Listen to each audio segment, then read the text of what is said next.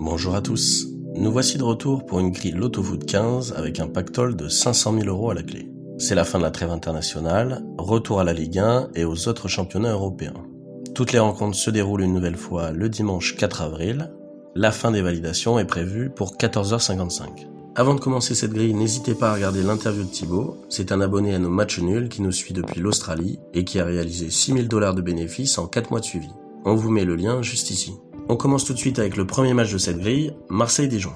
L'Olympique de Marseille s'est enfoncé dans la crise cet hiver en accumulant les contre-performances. L'arrivée du nouvel entraîneur Sampaoli a permis 2 succès contre Rennes et Brest. Mais la dernière journée s'est soldée par une défaite 3-0 contre Nice. L'OM évolue actuellement à la 6e place du classement, à 3 points du 5e, Lens.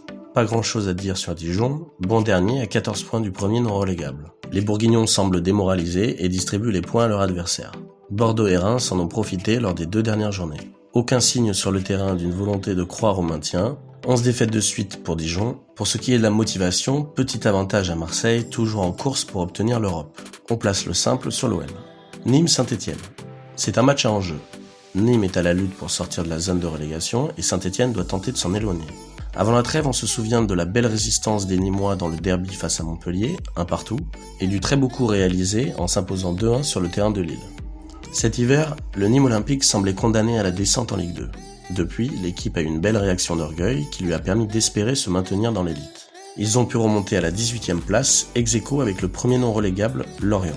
Du côté de la SSE, l'équipe ne se rassure pas en cette fin de saison. Les Verts se retrouvent à la 16e place du classement avec 4 points d'avance seulement sur leur adversaire du jour. Nîmes doit composer avec des absences importantes. Avantage à Saint-Etienne sur le papier. Le match nul pourrait satisfaire les deux équipes, on place un double sur les Verts. Bordeaux-Strasbourg. Bordeaux n'a plus rien à espérer en cette fin de saison.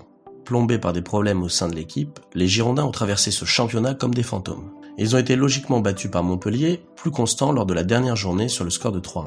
En face, les Strasbourgeois doivent s'accrocher. Ils ne se trouvent qu'en 15e position du classement avant cette 31e journée, avec seulement 4 points d'avance sur le premier club relégable. Niveau forme, Strasbourg semble plus stable, cela pourrait faire la différence. Les Girondins se déplacent avec des absences au milieu de terrain. Ayork et Diallo pourraient être alignés ensemble à la pointe de l'attaque strasbourgeoise. Match indécis. Bordeaux pourrait réagir et Strasbourg pourrait profiter de la période compliquée des Girondins. On place notre premier triple.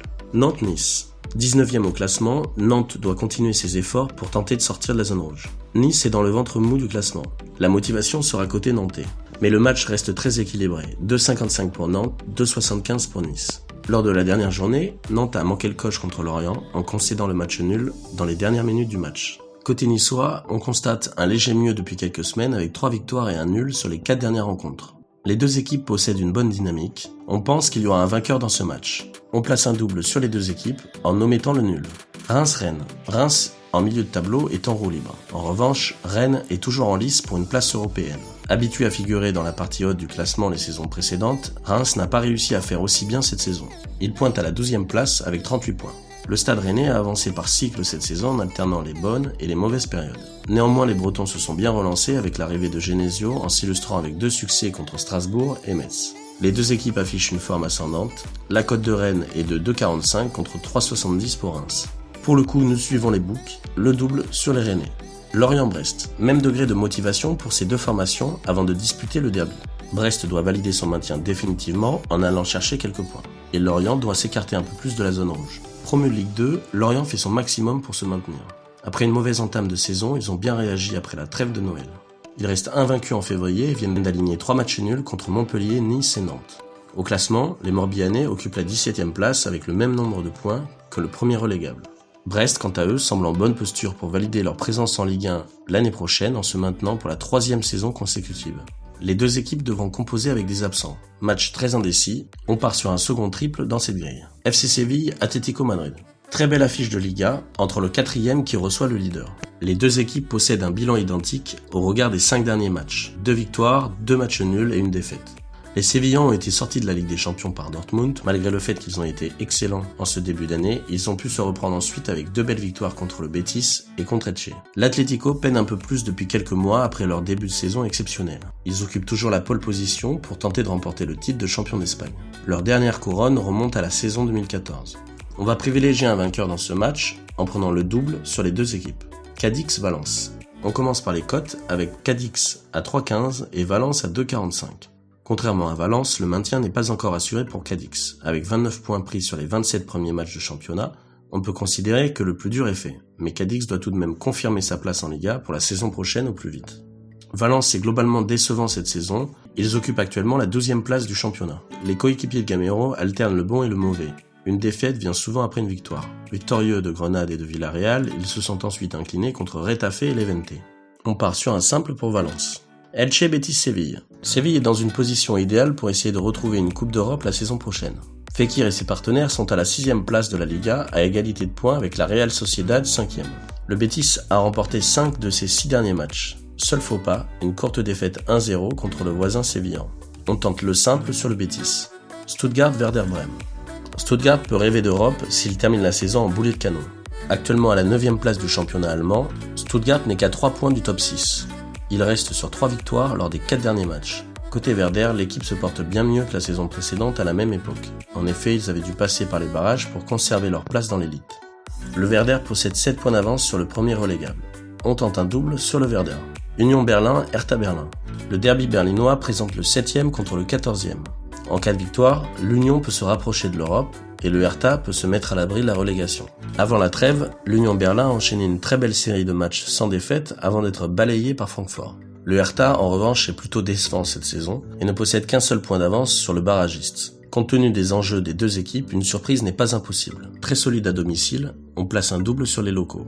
Aston Villa Fulham.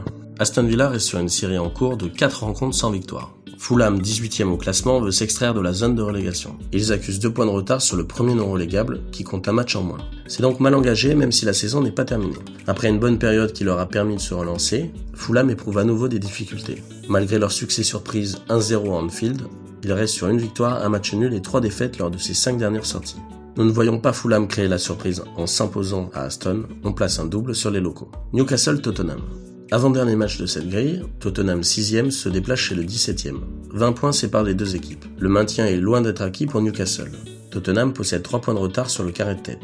En l'absence de Son, Mourinho alignera sûrement la paire Kane-Vinicius. Net avantage côté Spurs sur le papier, qui n'est plus engagé en Europa League après son élimination surprise face au Dynamo Zagreb.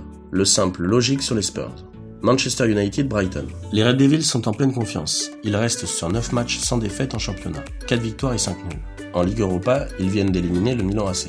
Brighton est 16e avec 6 points d'avance sur la zone rouge. Leurs 2 victoires récentes contre Southampton et Newcastle leur ont permis de s'éloigner des relégables.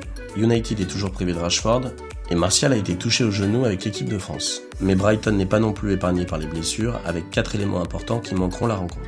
United devrait faire parler sa supériorité dans tous les domaines. Mais il ne faut pas oublier leur déplacement en quart de finale à Grenade jeudi soir en C3. On place néanmoins un simple sur les Mancuniens.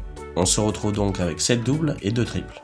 Il nous faut donc enlever 2 doubles pour avoir une grille en N-1 à 36€. On va tenter un simple osé sur l'Union Berlin et un match nul entre Aston et Fulham. Le compte est bon, on se retrouve bien avec 5 doubles et 2 triples. Merci d'avoir regardé cette vidéo, on se retrouve très vite pour les quarts de finale de Ligue des Champions. Bon week-end à tous.